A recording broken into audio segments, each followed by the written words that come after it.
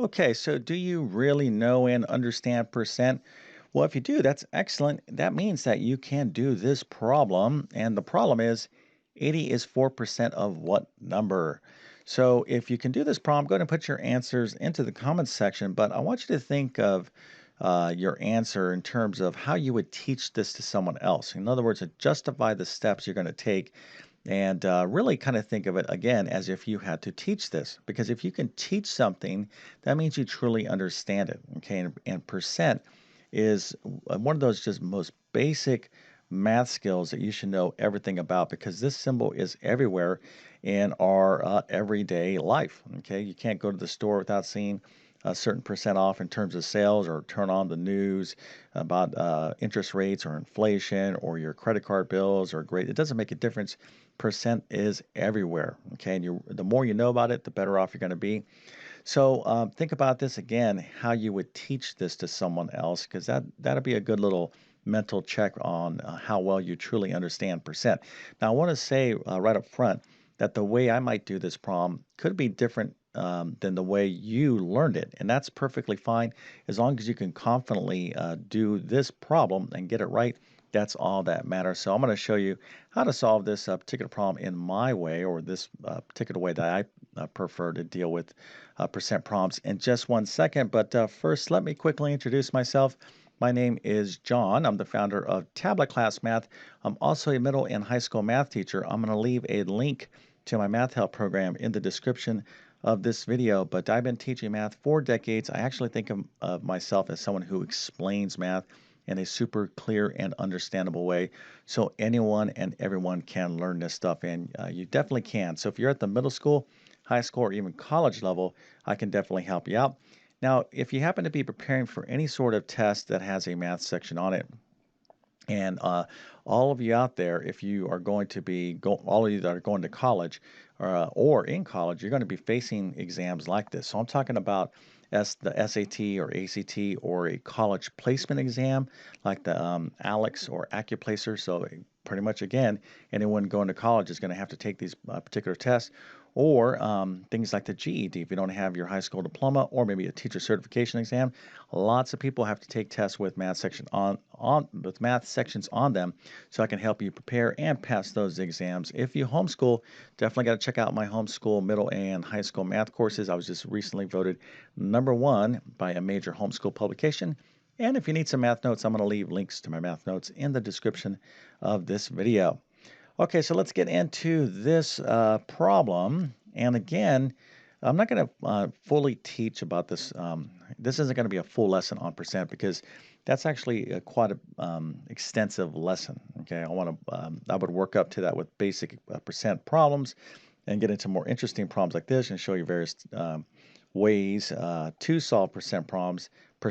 But if you want to know more about percent, I'm going to go ahead and suggest a couple things here real quick before we get going in the solution for this particular problem. One, I have a ton of videos on percent on my YouTube channel, or two, you can take any one of my algebra courses. I teach percent thoroughly.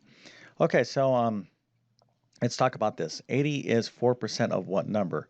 So this question, we want to think of it in terms of this, okay? We're going to take 4% of some mystery number. So anytime in algebra you have a phrase like what number, you can just think of this as some big unknown number. And how do we represent unknown numbers in algebra? With just a variable, right? So 4% is 80 is 4% of some number x. Okay, so 4% of some number x is 80.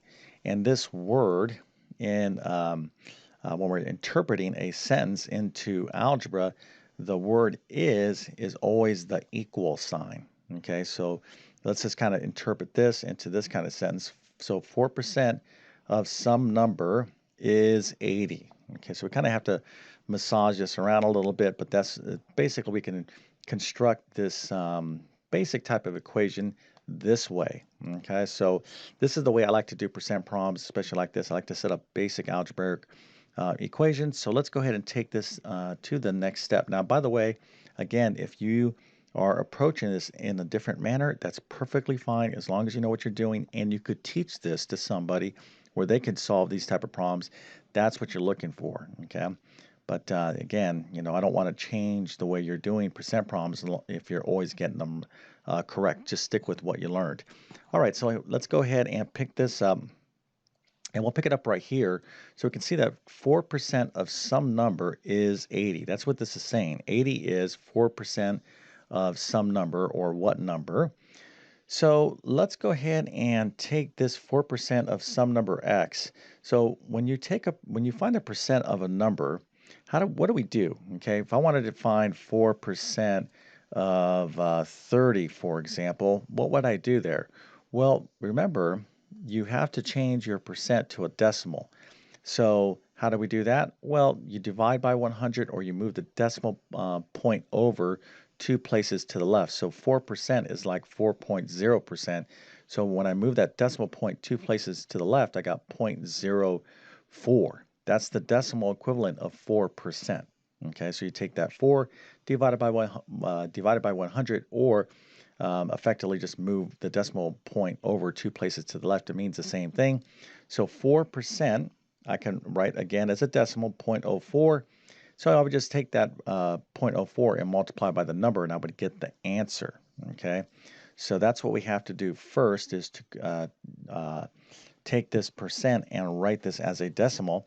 So that's going to be 0.04 times this mystery number. I don't know what that number is, but I know if I take that 0.04 and I multiply by this number x, it's going to be 80, because that's what the question is saying. 80 is 4% of some number. Okay, great. If I knew that number, I would just take 0.04, multiply it by that number, and it's going to be 80. All right, so make sure you really interpret and understand how this gets translated into an equation.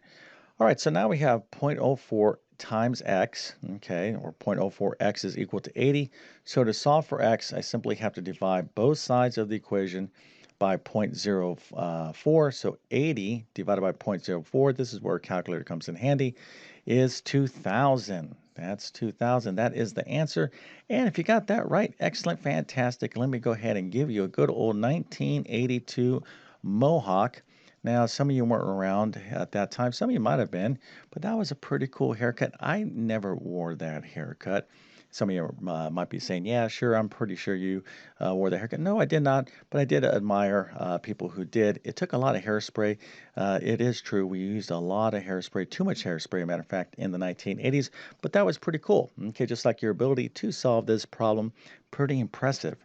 But let's just double check this, okay? Let's just make sure that this is right. So when you have a problem like this, you can't always check it. So let's go ahead and go this way, right? So we're saying, all right, well, if 2,000 is the answer, let's find 4% of 2,000 and see what that is equal to. All right, so 4% is 0.04 as a decimal, and I'm going to multiply it by 2,000. So 4% of 2,000, or 0.04 times 2,000, is in fact 80. So you can always double check your percent solutions. And again, if you understand all this, that's excellent, okay? Because you're going to be dealing with more than just the basic percent prompts. You really want to master percent. It's extremely important. As a math teacher, you always hear, hey, when am I ever going to use this stuff, use algebra in real life or whatnot? Well, as you get older and you get more involved in your profession, or just being managing your finances and just trying to understand the world around you, you'll kind of really appreciate your math skills. Okay, the more math you know, the better off you're going to be. But if you didn't know how to do this problem, and now you know, you're very happy. You're like, oh my gosh, this is so easy. Well, if that's the case, go ahead and consider making it very easy to smash that like button, and maybe even subscribing to my YouTube channel. I've been on YouTube for 10 plus years, have over 1,000 plus math videos, from basic math to advanced math like calculus and everything in between. So if you like my teaching style, please take advantage of all the content that I've posted and will post. But my best math help will always be within my math help program. Okay, so with that being said, I definitely wish you all the best in your mathematics adventures. Thank you for your time, and have a great day.